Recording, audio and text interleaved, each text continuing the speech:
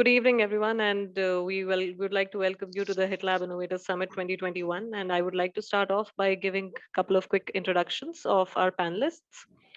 So I would like to start with Sri Bali. He is the he is the director Northern Region at Narayana Health. He has completed his masters in finance from NIFM and BSc from JNU.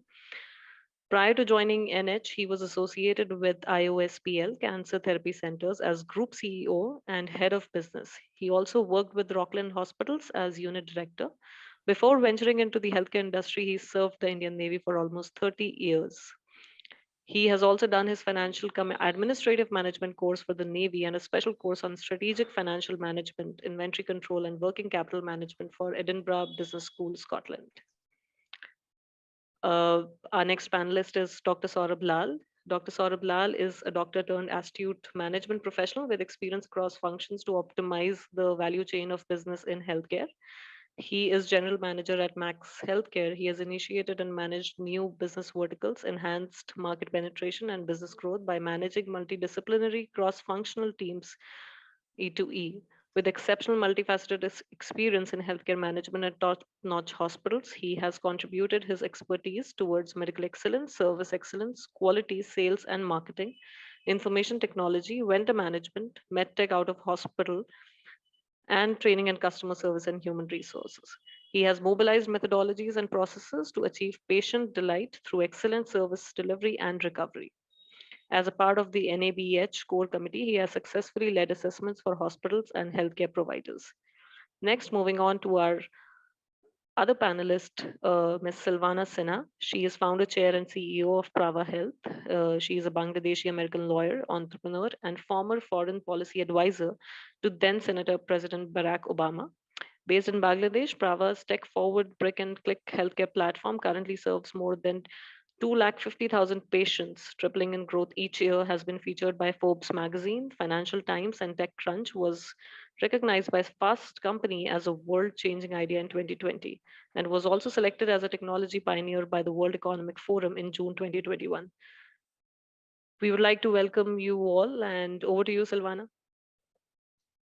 Great, wonderful. Thank you so much. It's a real pleasure to be here and really excited to meet our esteemed panelists. I think that we have a lot to cover today. I know it's a really exciting conference, but today we're really here to talk about how digital innovations such as telemedicine, remote management, smart hospitals, and other technologies are really transforming healthcare. So I think it would be great just to open up, Dr. Lal, perhaps you can start and just share a little bit about how you think about technology and digital innovation and the patient experience at Max Hospitals. Sure. So thank you so much for having me on the panel. I think one of the biggest learning that the pandemic has given us healthcare professionals is that, medicine cannot, scale up without technology. And the brighter side of the coin in this pandemic has been that there has been a lot of openness and positivity around the adoption of technology. And Commander Bali will agree with me that across hospitals, especially dealing with very senior clinicians of the country and beyond, adoption has been one of the biggest challenges of all corporate hospitals, with the intent of kind of moving to the next level, but the belief of and faith in medical technology has always been a question mark till the time we hit a pandemic, and it really took a pandemic to get here. But I think this is something which has been an eye opener for all of us, and at least at our hospitals we see a very, very enthusiastic clinical team who is now innovating in that space and not just contributing but rather participating in technology initiatives. And the best way to go around with any kind of innovation in any vertical is to have the people, the users, really come out and tell you what you require. So there's a lot of transformation and a lot of disruption that we are seeing at Max Healthcare, and by virtue of that, I think this is a very exciting topic for the forum. Thank you. Look forward to digging in a little more and hearing more about what exactly you guys are up to.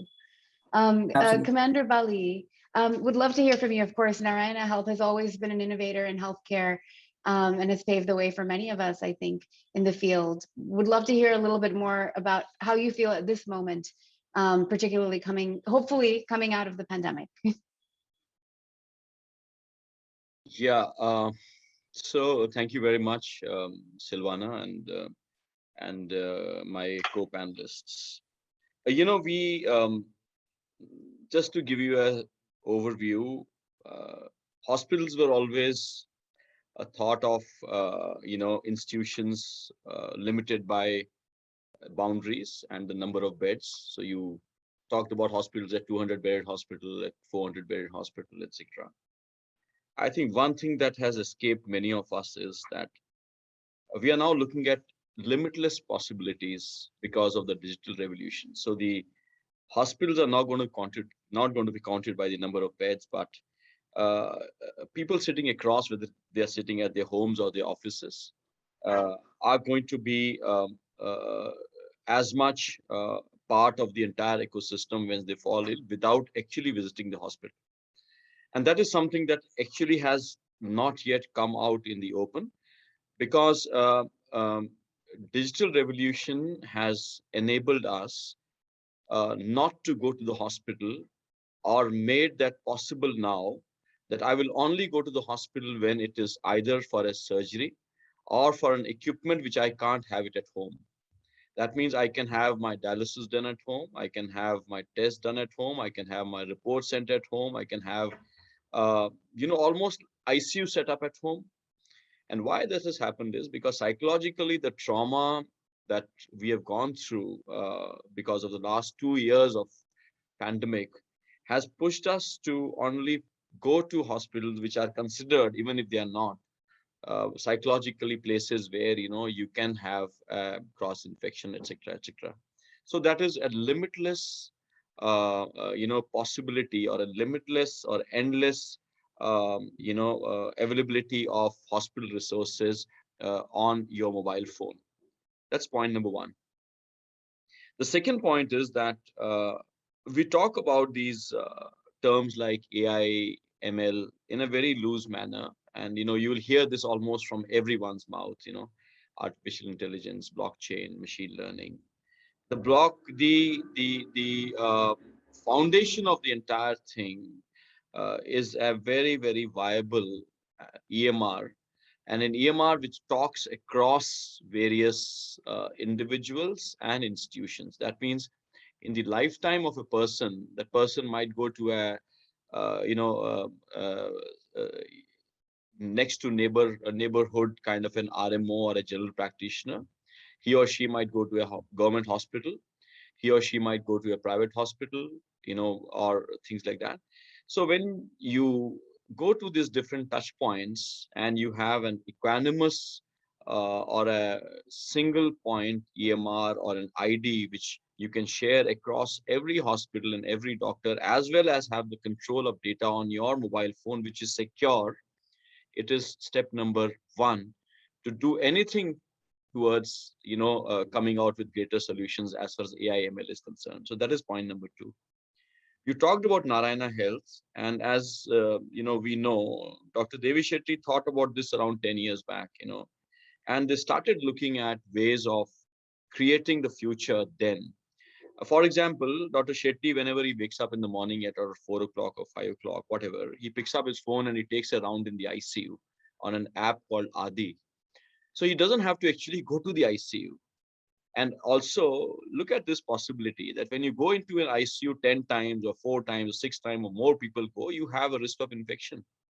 So when you have on your mobile an app which gives you all the parameters of the patients, and over a period of time, as more and more data becomes available and you have algorithms which are churning out the data, bringing out possibilities, you know which patient has got what chances of becoming sicker, any chances of dying, what are the chances of all that. So no, that is what you're getting.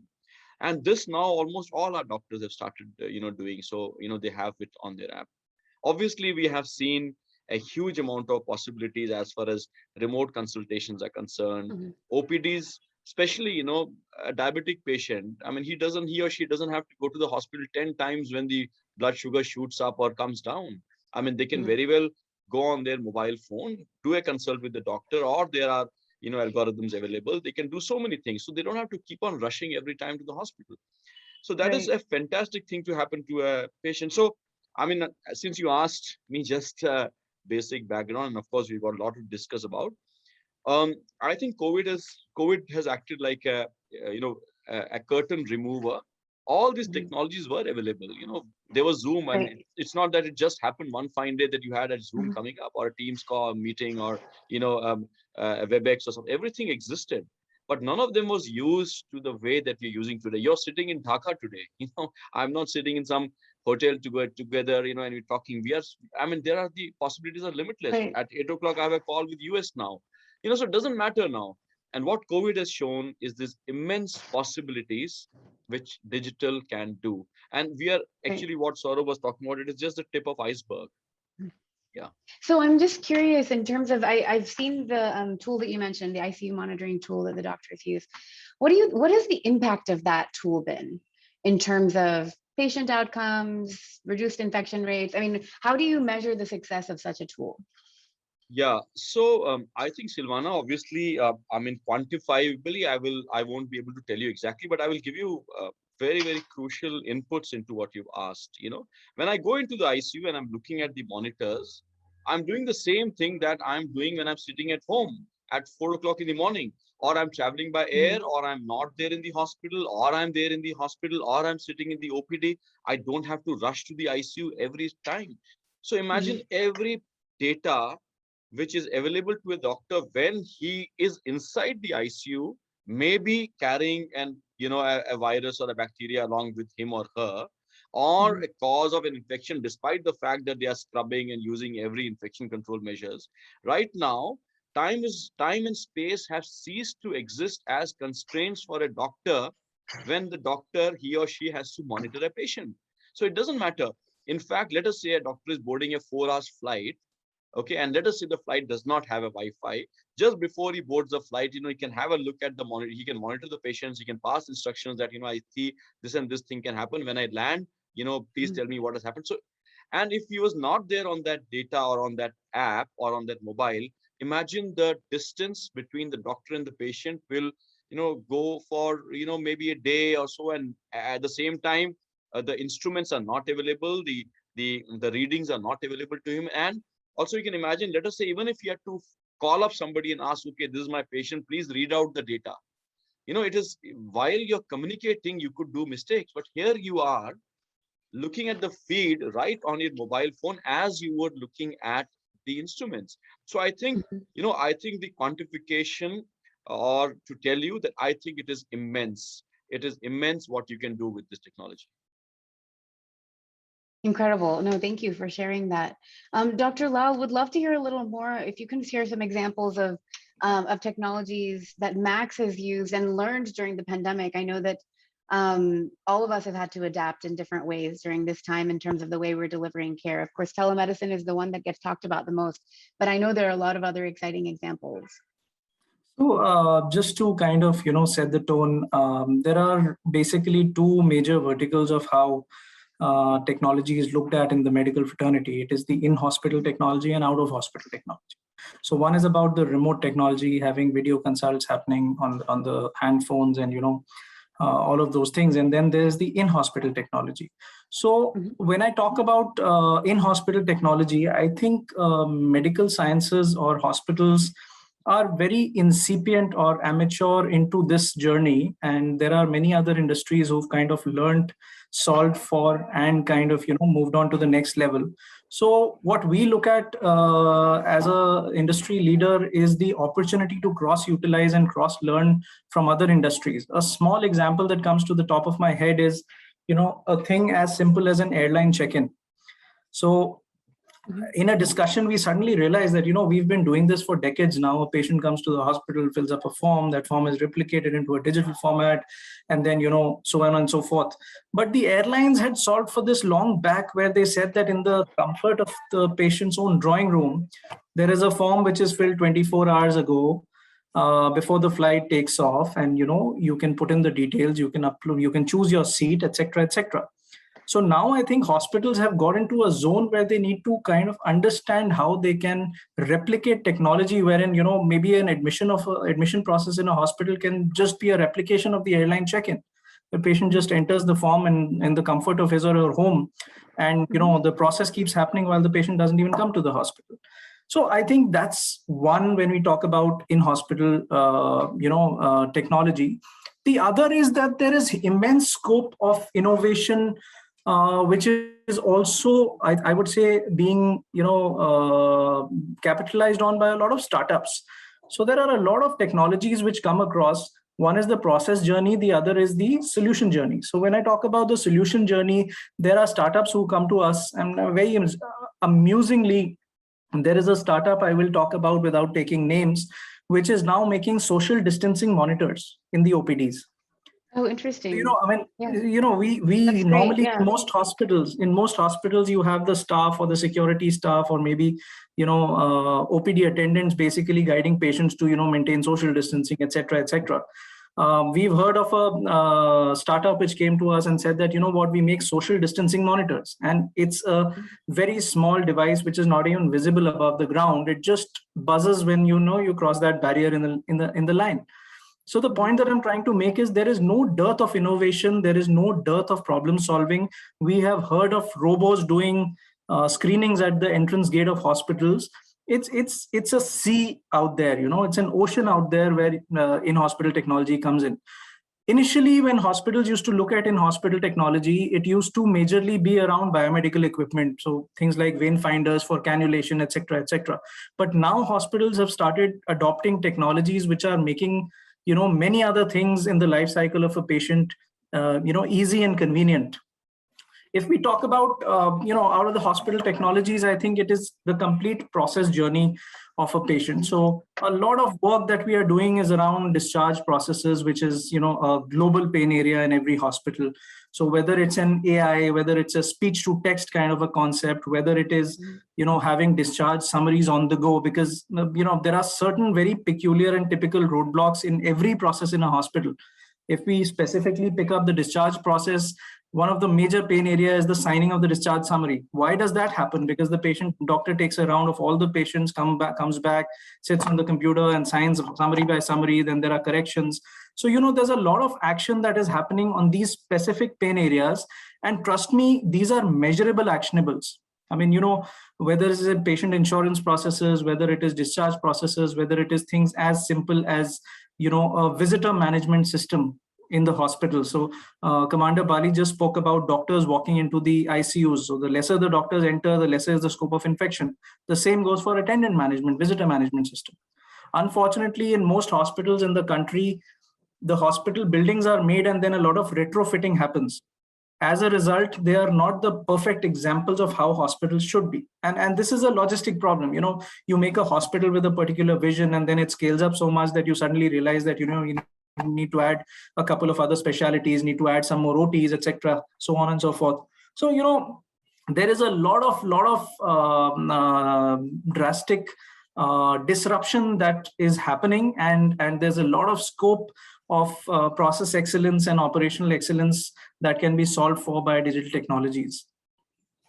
So yeah, I'm curious exactly, let's talk about patient experience specifically.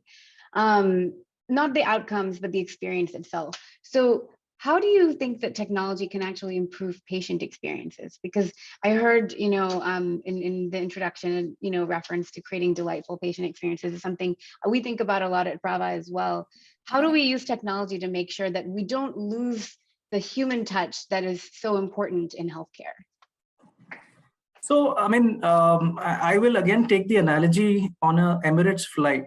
The moment there is a disturbance that comes in, the movie running on the screen right in front of you goes off. There is an announcement that starts, coming along on the bottom of footer of the screen. So a lot of smart TVs, etc., started solving the problems, because what happens is the biggest and the I would say the most anxiety-causing roadblock in a hospital is communication. So the apt communication, which is customized to the needs of a patient, is the requirement of today's corporate hospitals wherein, patients feel they are not spoken to enough, they don't have the right information, the information flow is a little skewed. Most of the times it is a lapse of point A to point B, and many a times this lapse eventually ends up into skepticism. And I'm being unbiased, coming from a corporate hospital network myself. So, there is a lot of scope of communication, bridging the communication between the operational parameters, the processes, and the patient, for things as simple as communications from the OT, getting SMSs on the phone, WhatsApp communication, smart TVs in the room. So, normally what happens is the patient wakes up, he knows that he or she needs to go into the OT at 8 o'clock, but it's 9 o'clock and nobody's come in, and they start getting frantic about the fact that patient is nil per oral since last night, and the OT was scheduled for 8 o'clock. The answer to that is not that the patient needs to be wheeled in at 8. The answer is actually that the patient needs to be told that the OT is running late because there's a case which came in an emergency, etc., and that's about it.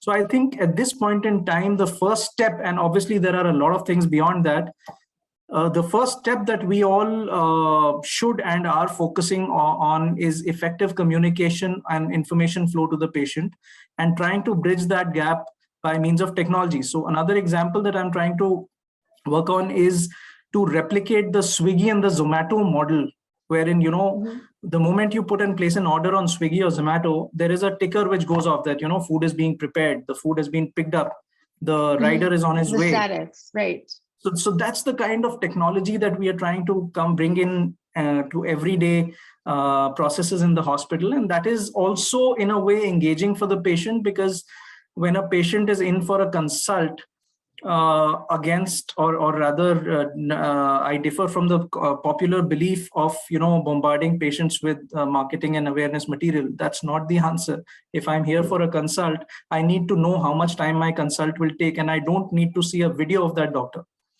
So that's the paradigm shift of where hospitals and healthcare providers are now coming into, and talking about pure actionables rather than looking at other forms of use of technology. Colonel Bali, would love to hear from you on this patient experience point. Yeah. So the change of what's happening in our society, Silvana, that is now percolating down to our expectations, even when we go to a serious place like hospital. We expect so many things when you go to a movie hall or to a lounge or to an entertainment place or to wherever.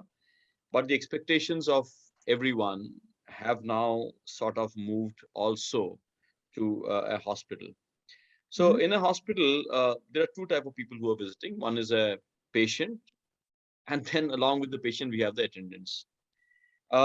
So it is just not about the well-being or the convenience of the patient.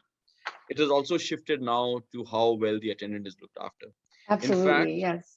More than the patient, because the patient, when he or she undergoes a procedure or is in the ICU or maybe in the ward, is many times not in a position to give feedbacks or to see what is happening. He or she just is getting cured that time.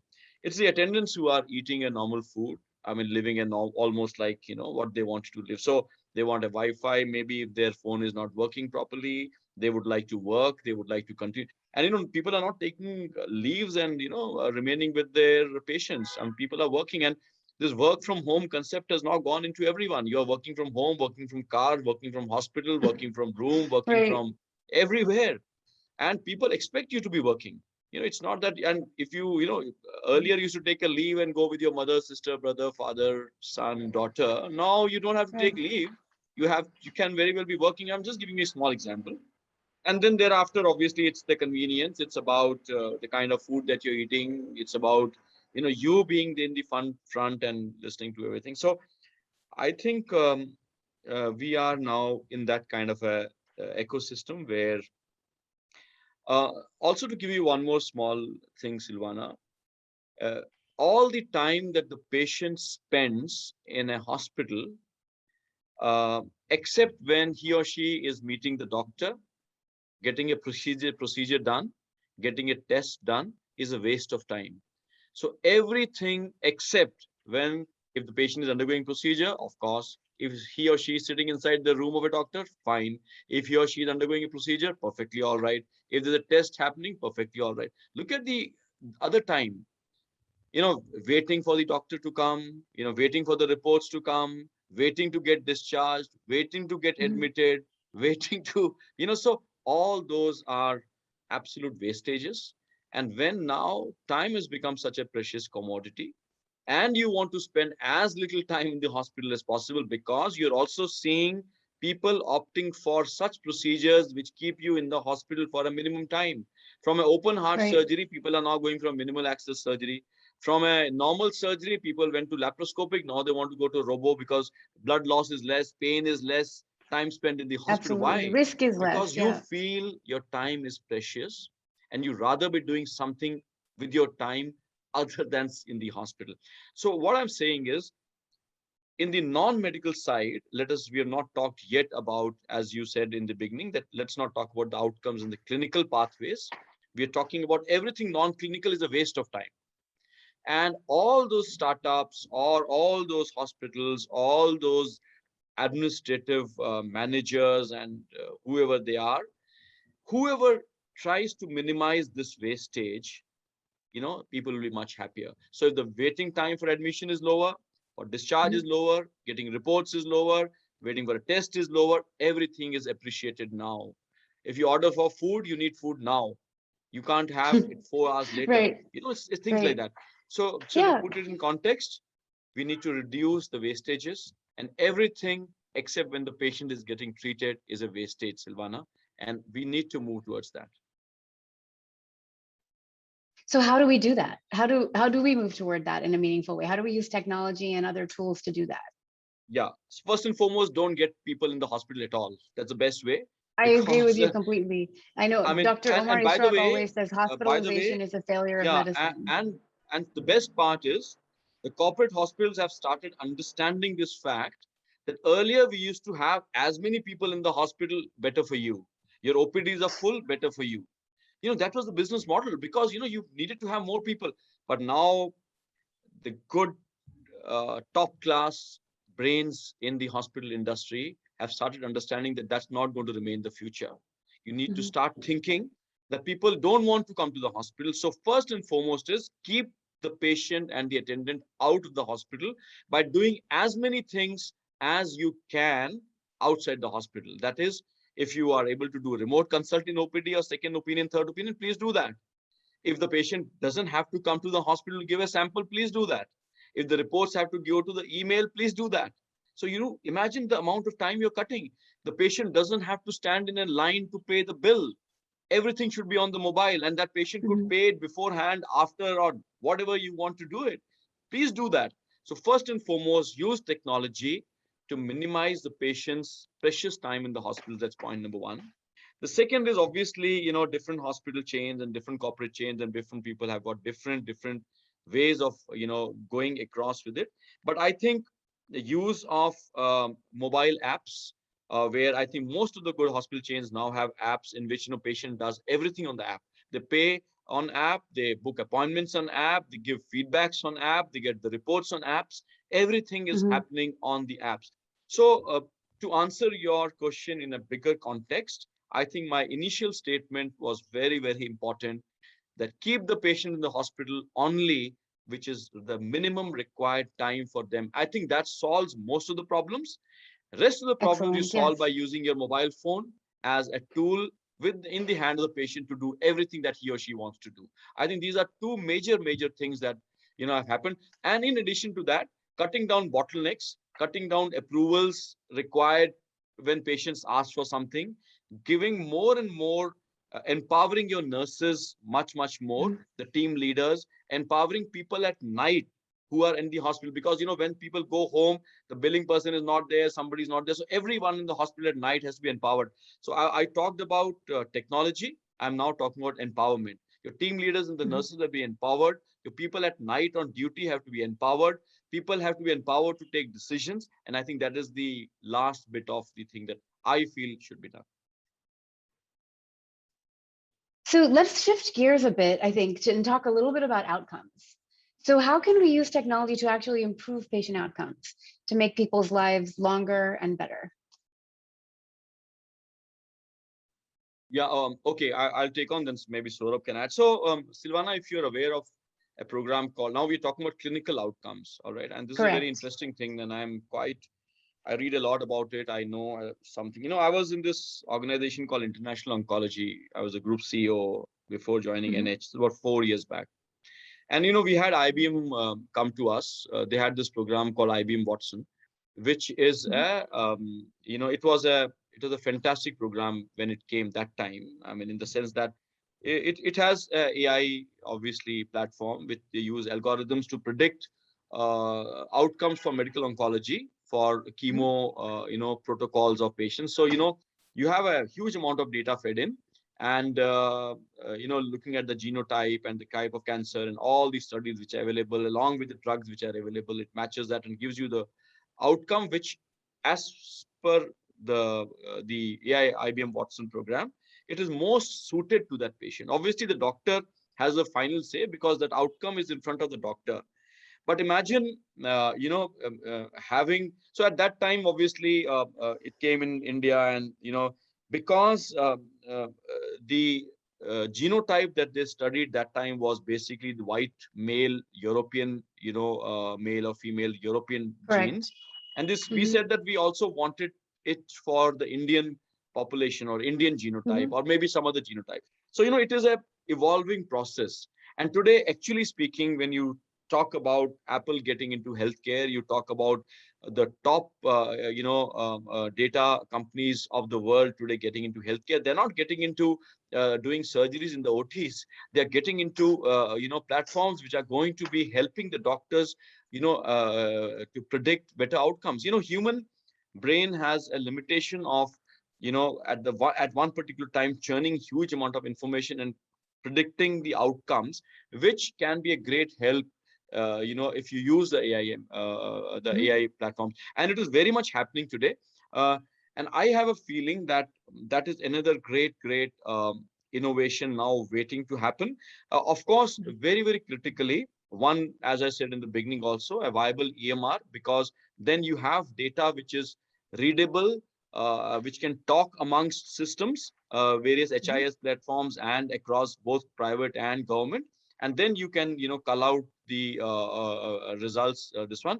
But very, very critically important would be a legal system which will back these outcomes, because if doctors are going to base their judgments on the outcomes by these predictive models, they also need to be backed up by a legal system. A lot of similarities are drawn between aviation and medicine. And also I will go one step further.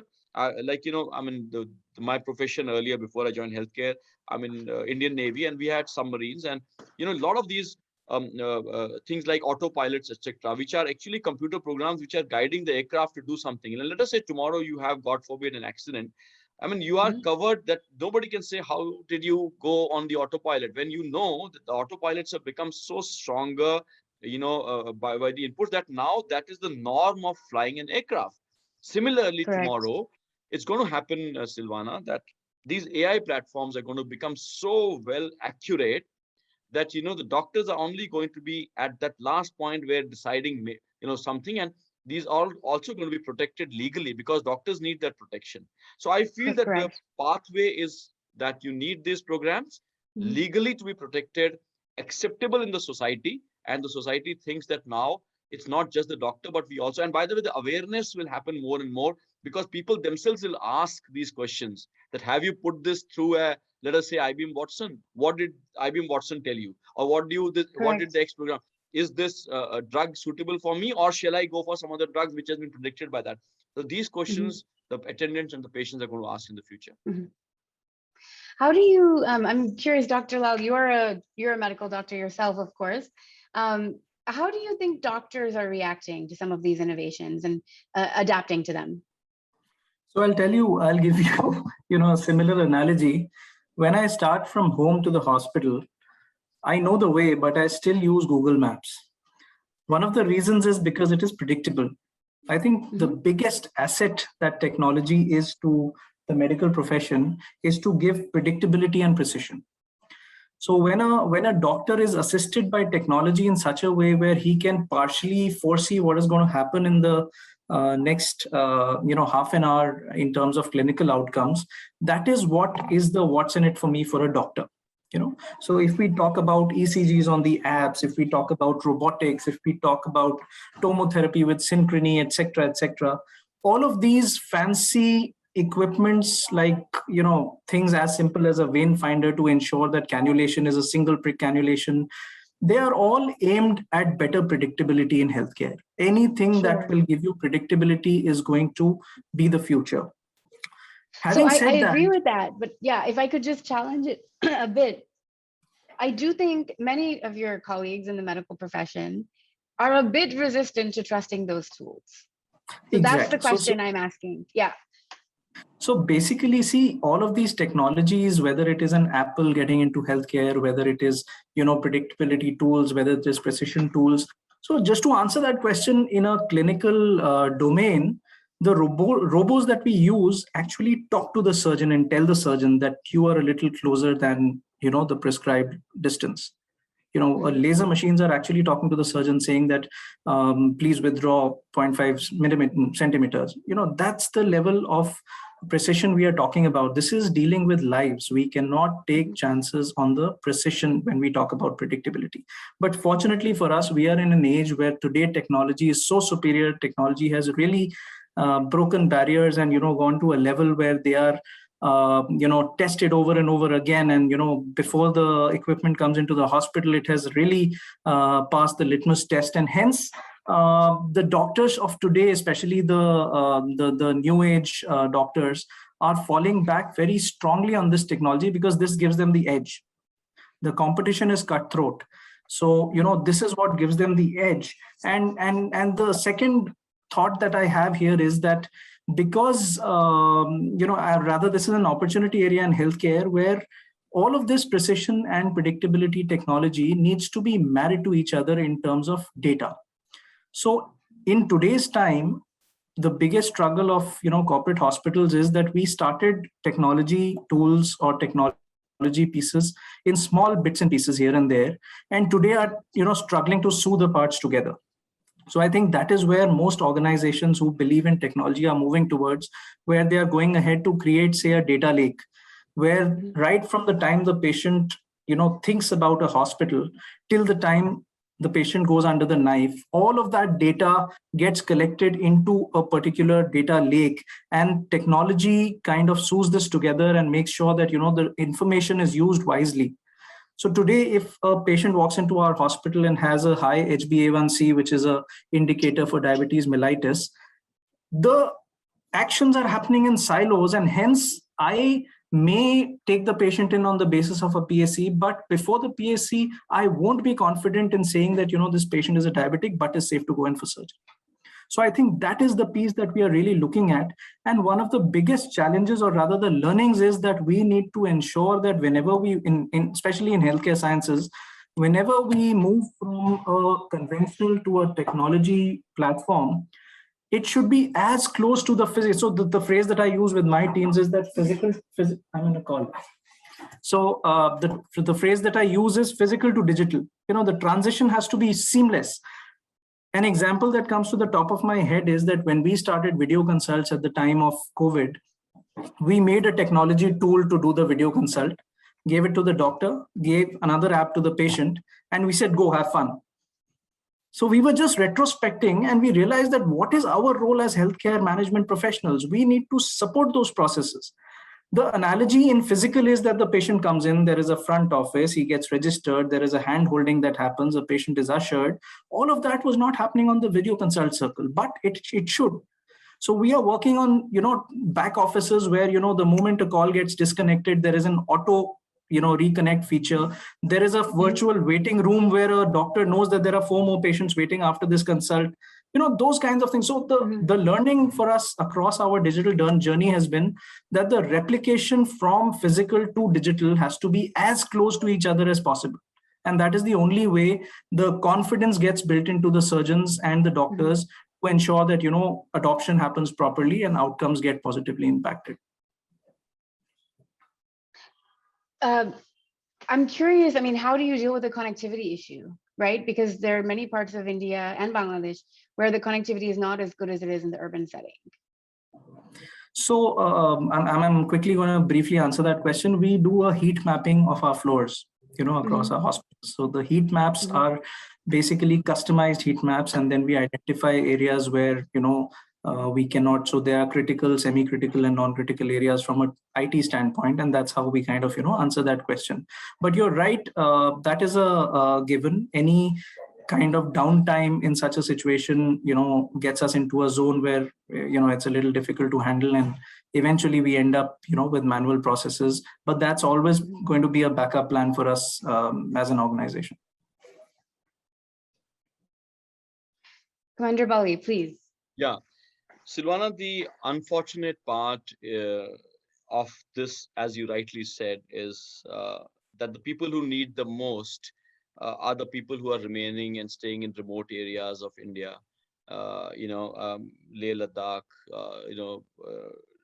deep forests of many of these places. And as you very rightly said, I mean, if the connectivity is not there, if you're talking, I mean, none of this makes any sense. You cannot have a remote consult, you cannot have data on your phone, you cannot have anything at all. So that's the sad part, no doubt about it. And as I said, the people who need the most, because, let us say tomorrow the internet speed is not good. I'm sitting in Delhi. I can still walk into a hospital. There are hospitals 5 minutes from any residence in Delhi for any resident at all. That is the kind of density that you see. But yes, having said that, I think all the governments across the world, and it's not just about India or Bangladesh, are cognizant of the fact that if they need to sort of disseminate healthcare, and especially when India went into this Ayushman Bharat, and the universal healthcare concepts. Jammu Kashmir today, that's the state I belong to, has got actually a universal healthcare concept, because every resident of J&K is now today covered under Ayushman Bharat. So whether you're sitting in a remote area in Baramulla, or sitting in a remote area in Rajouri, Punch, or whatever in J&K, you are covered with that plan. So when the vision is that vision can only be realized when you have connectivity. And I think most of the governments across the world, and I'm sure similar conditions exists in sub-Saharan Africa, where now, of we course, had a across the conference world, yes. Yeah, across the world. We had a conference on malaria just even a few in days rural back. parts of advanced economies like China and the US. Exactly. Right? So I think the countries which are quite cognizant of the fact that if you really need to, really are very, very sort of honest about taking healthcare to the masses and to the people. I think it has to be taken to the people who need it the most, who do not have access to, good healthcare professionals, because, they are concentrated across cities. And I think most of the good governments are looking at this, in some way or the other. And I foresee, as the pace of technology picks up, I think this last mile connectivity also will be taken care of. But as on today, it is an issue, Silvana. Sure. I think we're going to shift gears a little bit. We're getting some questions from the audience, and I'd love to share them with both of you. There's one that's really interesting that's come in. Both of you are from some of the large, giant healthcare players in India, and curious as we look at the challenge of data and digital health. There are a lot of silos. So how do we actually cut through those silos, and how do we actually build effective partnerships between hospitals and technology players, so that these solutions can be tested collaboratively? Because you guys have the patients, you have a lot of data. The technology, some of the technology startups have the innovation and expertise actually to help to bridge that gap. So how do you structure those types of relationships effectively? Commander Bali, I'll let you take that one first. See, just to give a small example, Silvana, I mean, when, electronic waste has started becoming a big issue now, and world over, people realize that the mobile chargers that we use across some 8 mobiles are of different types. I mean, they decided that, we need to have a single universal charger. Okay. That means somebody will have to give up something. Maybe Apple gives it up, or Samsung gives it up, or somebody gives it up to have a universal charger. and somebody has to adapt and somebody has to do. But the benefits to the planet, we are going to be immense, because then you're going to have a universal portability. And Exactly. exactly similar thing is in healthcare, that we have got n number of HIS information systems which different hospital chains use. Number one, we have got Mhm. different ways of having or collating data, the electronic medical records. So I think one of the major points is going to be when all these systems speak to each other, and that means you get to a source code which is universal. That is point number one. And there is absolutely seamless data transfer between the hospitals, which has already been proven in the banking system. So it is no big deal. Today you could withdraw money from any ATM across any bank in India. So it's not such a big thing.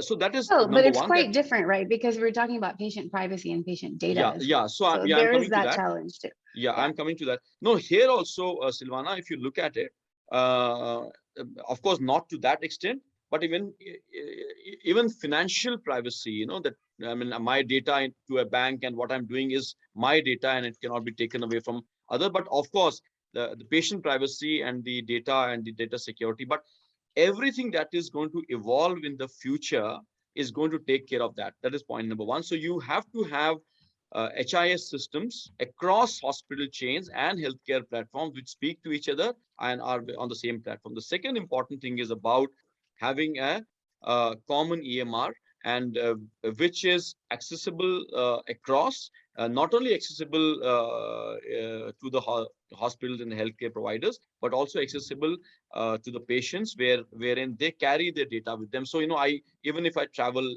wherever in India, let us say I'm just talking about intra-India today and not globally right now. Maybe that also will happen someday, because even if I carry tomorrow, go to US or Bangladesh or whatever, and let us say I have data in some format, it has to become universal. I just clutch in, the doctor gets all the data on his system without even having to go about it. So I think this compatibility of data, compatibility of storing data methods, compatibility of having the similar kind of hospital systems which talk to each other, it's going to be the primary concern going forward, because that will solve many of these issues of sort of data not being universally acceptable. Yes. So I think I want to make sure that we don't get the whole schedule off course today. So a couple more questions. One is, lately there are so many telehealth apps in the market with similar features. What do you think will make one app stand out and win over the other? It's a great question. Also, how far could telehealth portability go in dentistry? Dr. Lal, I'll let you take Okay, that one, Lal. maybe. So thank you for having me on that. I think, as Commander Bali mentioned a while ago, everybody now understands that you don't need to be physically present in the hospital to get things sorted. In fact, there are enough ways and means. Most of the large hospital chains have out-of-hospital services, home care services, etc., etc. As far as dentistry is concerned, there are a lot of home care dental companies which are going to patients' house with portable equipment and doing basic treatments. So apart from emergency services that cannot be handled in the hospital, in the patient's homes, there are options of first level treatments at home, across the board now. I mean, there are ECGs at home, there are dental kits at home, there is physiotherapy at home, there are situations where there is nursing care at home, there is GDA care at home, etc., etc. So I think this is the era and the age where all hospitals should leverage on the out of hospital services. And not just so, home care services initially was looked at as a follow through to hospital therapy, but now home care has started being used as the first step to the start of a person's therapy. A person coming in for a preventive health program doesn't need to come to the hospital to give his or her blood samples. So blood samples are done at home and patients just do video consults and it's sorted. So I think, to answer the question on dentistry, I think it's a generic question applicable to most specialties, where home care services is going to be the answer to all of these non-critical verticals in healthcare. to look at the second phase where we do not really want to increase our own logistics as hospitals. It is much easier for me as a hospital administrator to handle a patient who doesn't walk into the hospital, because most of the services that I will do physically are going to be back-end services, and I don't need to work on the logistic of having the patient come in. And eventually I see that as a potential area of optimizing cost of healthcare also, because if the patient is not coming to the Right. hospital or not getting admitted to the hospital and having physiotherapy at home or other services at home, I save on real estate and kind of optimize my business models, which eventually will be a translation to the patient. So in a way, that is the next in thing in healthcare. Home care services have been struggling very hard to break the ground, but I think now is the time where home care services should kind of rise up to the occasion and make it and capitalize on the opportunity. So Commander Bali, what do you think, in answer to the first question, what do you think makes one app stand out and win over the other?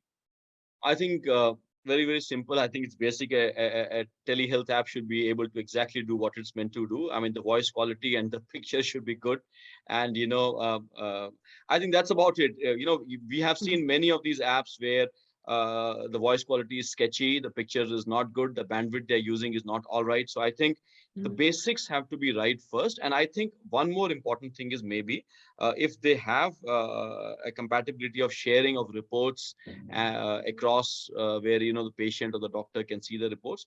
And also I remember having established a telehealth app in Kashmir about 2 years back, where in addition to the basic talk, they could also had wearable gadgets which could give real-time data to the doctor. So a patient could just wear it and he could get the blood pressure, he could get the heart rate, these 2-3 very, very important parameters. So to answer this, good voice, good bandwidth, good picture quality, capability of sharing data, or able to transmit real-time data with use of some variables if they're existing, and maybe also giving patients some amount of bandwidth to store their reports and to share them. And of course, it has to be absolutely secure so that this whole thing about patient safety does not matter. Thank you.